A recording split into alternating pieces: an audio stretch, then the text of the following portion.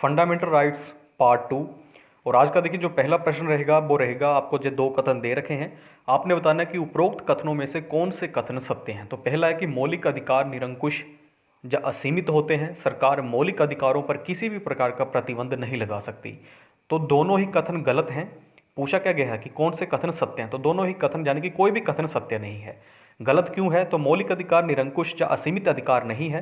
सरकार मौलिक अधिकारों के प्रयोग पर औचित्यपूर्ण प्रतिबंध लगा सकती है। मौलिक अधिकारों के हनन को रोकने की शक्ति और इसका उत्तरदायित्व न्यायपालिका के पास है।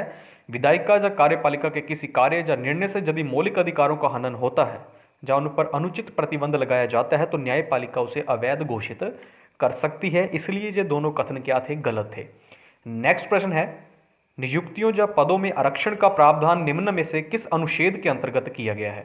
तो इस प्रश्न का जो राइट आंसर रहेगा वे रहेगा 16(4), बिल्कुल एग्जैक्ट आप याद रखेंगे, 16 के सब पार्ट 4। इस अनुच्छेद की कोई बात राज्य को पिछड़े हुए नागरिकों के किसी वर्ग के पक्ष में जिनका प्रतिनिधित्व राज्य की राय में राज्य के अधीन सेवाओं में पर्याप्त नहीं है, नियुक्तियों या पदों के आरक्षण के लिए उपबंध करने से निवारित नहीं करेगी।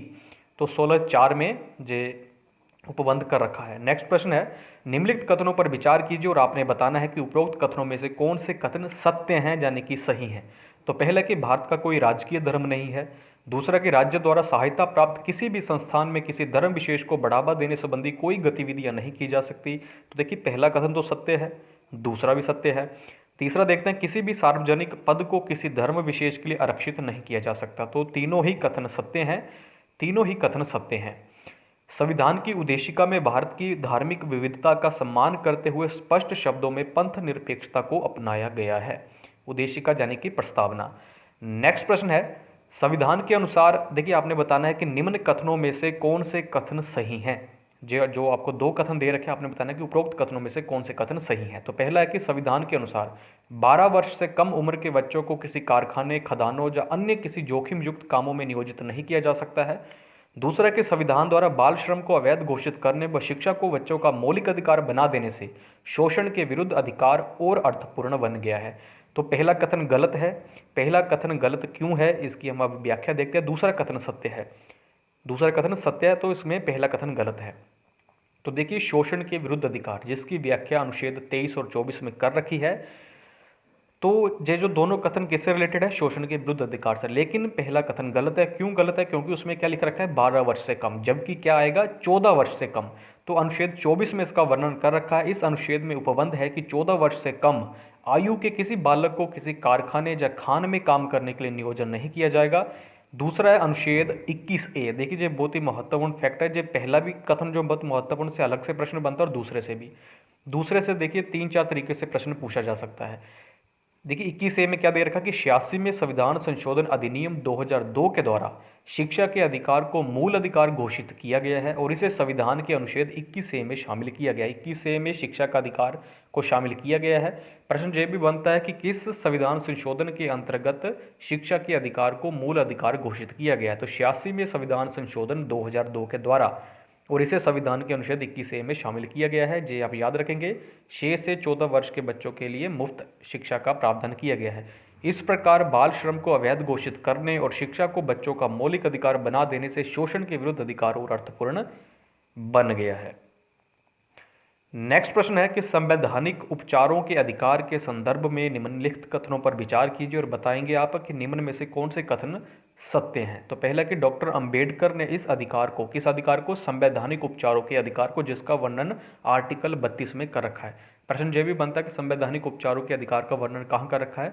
तो आर्टिकल 32 में। देखिए मैंने आपको बताया कि फंडामेंटल राइट्स जो कि पार्ट 3 में है संविधान के, किस अनुच्छेद से किस अनुच्छेद तक है? तो 12 से लेकर 35 तक फंडामेंटल राइट्स का वर्णन किया गया है।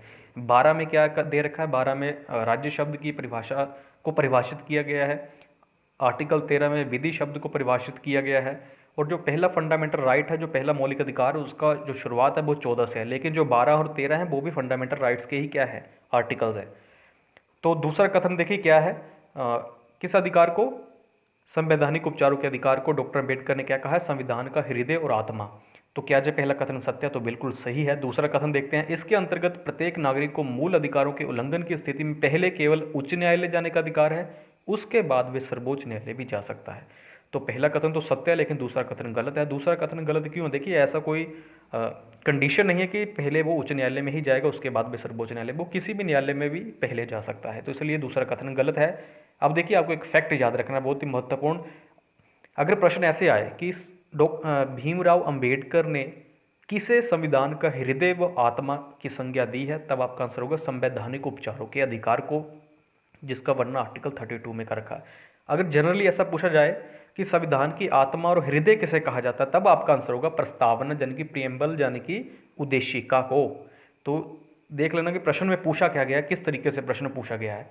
तो इसलिए पहला कथन सत्य था, दूसरा कथन गलत है। मैंने आपको बता दिया क्यों गलत था। संवैधानिक उपचारों के अधिकार के तहत मूल अधिकारों के उल्लंघन की स्थिति में सभी नागरिकों को सीधे सर्वोच्च न्यायालय, उच्च न्यायालय दोनों में से कहीं भी पहले जाने का अधिकार प्राप्त है। इसलिए जो पहला कथन, दूसरा कथन था वो गलत है, पहला कथन सही है। तो आज की वीडियो में इतना ही। छोटे छोटे वीडियो मैंने कहा कि छोटी छोटी वीडियो के जरिए हम इस टॉपिक को कवर करेंगे। अभी इसकी और वीडियोस भी आएंगी क्योंकि हमें बिल्कुल डिटेल में इसको पढ़ना है, ताकि जैसा मर्जी प्रश्न आए आप उसको जरूर हल कर आएँ। तो इस वीडियो में इतना ही। वीडियो को देखने के लिए बहुत बहुत धन्यवाद।